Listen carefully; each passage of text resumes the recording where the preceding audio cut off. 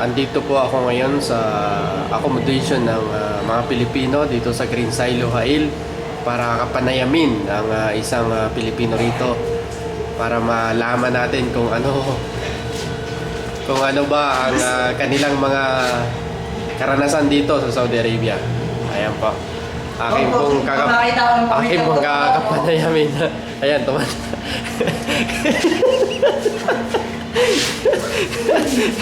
Ayan.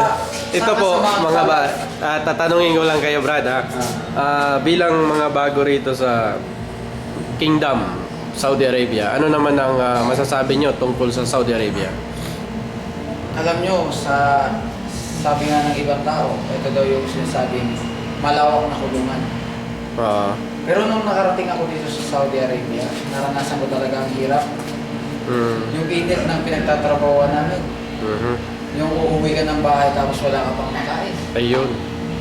Kaya kailangan pag nandito ka, kailangan mag-ipon or magtiyaga. Dahil isa lang naman ang mitiin mo, yung makatulong sa pamilya. Nang dumating ba kayo rito, mainit o malamig? Nung dumating kami rito, kauna-unahan na ang naiisip namin napaka-init. Pero nung dumating kami dito, pagbaba namin ng aeroplano, ang lamig. Sobra. So, kabaliktaran sa nabalitaan natin noon na ang Saudi Arabia ay mainit.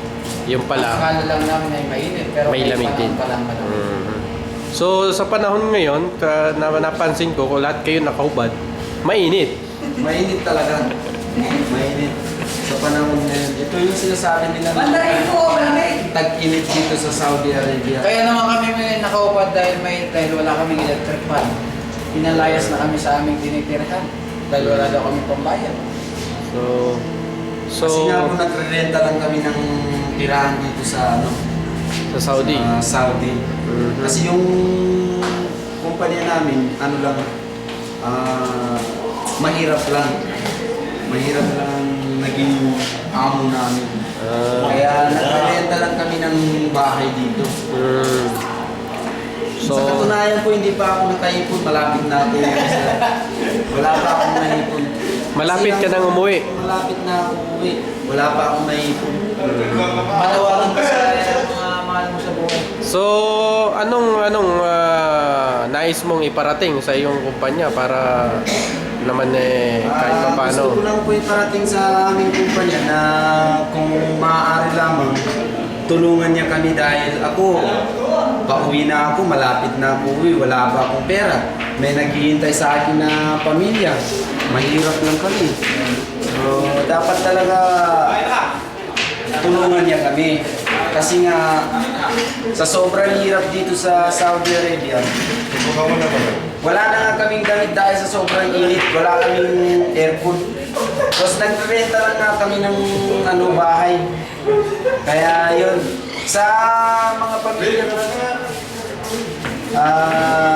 ayun, yun lang masasabi ko. Gusto ko lang iparating sa amo namin na sana kung maaari lamang tulungan kami. Para kahit sa pag-uwi namin, kahit pa paano may pera kami. Yun lang po. So, bago ka lang dito sa Saudi? Bago lang ako dito, nasa 1 taon pa lang.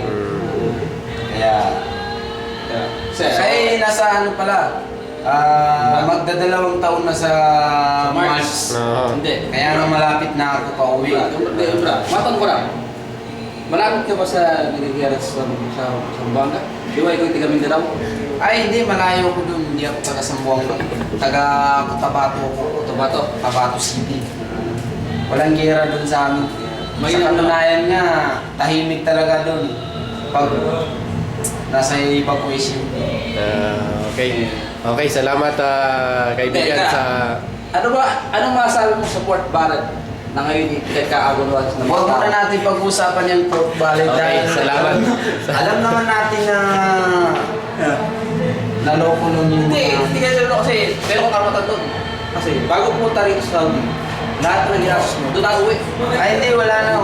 Hindi ko inaasahan yung Hindi pera. ko inaasahan yun dahil kaya nga nandito ako sa Saudi Arabia para hindi umasa sa mga ganyan bagay. Pero yun, kaya kayo, pagkaagulo ng mga tao, Ayaw ko ng gano'n.